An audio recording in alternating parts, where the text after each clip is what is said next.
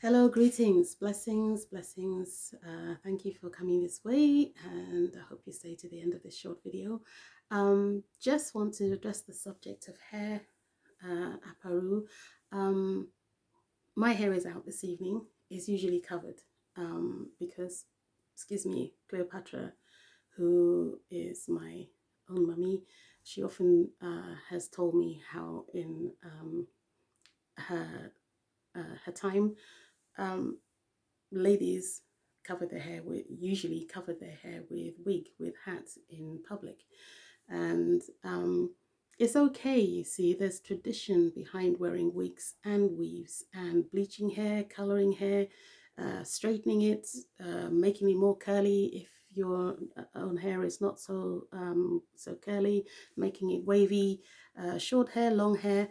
It's all okay because at different times, generations, status in life, situation in life, it's all been worn in Africa. Kialo is the home of everything.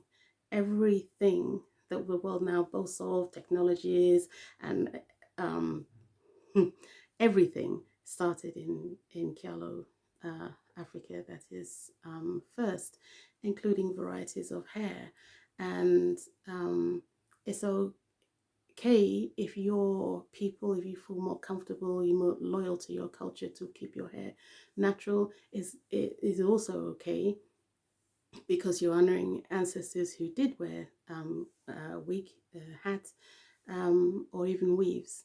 Um, it's good to know historical context. Um, Egypt is Africa's head, and in Botswana, when I visited there at the end of 1984, I was 20 till I had my birthday a week or so later, 2 weeks later.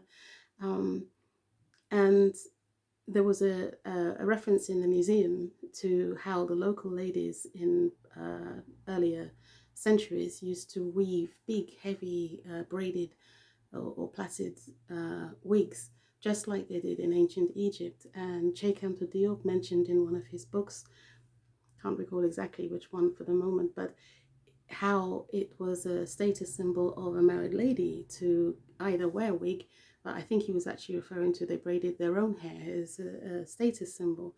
In Kialo Tutisi, that is Egypt, um, especially in before Cleopatra's at Cleopatra's time, after, certainly before, it was a status symbol. There were times when only the most senior members of the royal family aristocracy could wear a wig, it could wear hat. It's a status symbol, so it's okay to reference our ancestors who did wear wigs from whichever part of Kiala you may wish to refer to first. It's also okay to keep your hair natural because changing times in Africa, believe it or not, has not been static over the millennia, hundreds of thousands of millennia. This matters to religion, fashion changes, to do with religion, compras, society. Um, they've worn their hair like mine, even shorter. And they've also colored it, bleached it um, for different religious, societal reasons, as I've mentioned. It's all okay. It would be healthy, I think, with so much pressures in the world, if the subject could be discussed with um, more historical context, more religious context, a bit more grace. um, and uh, that's what I wanted to say about hair. And everything came from Kyolo, that is Africa. And if someone likes wearing yours and they because they like it, don't condemn them as cultural appropriation if you don't actually know what was in the person's heart and mind. They may simply just love it, and we're all wearing each other's after all these millennia. We're all living in each other. You know, the world is borrowing from each other. That's part of the creativity of life. Uhai ubongi. It's creative. It's good to feel free to borrow from each other as long as you're genuinely respectful. Humanity is in a funny phase. It needs to get hold of yourself a bit religiously, spiritually, interpersonally would be nice.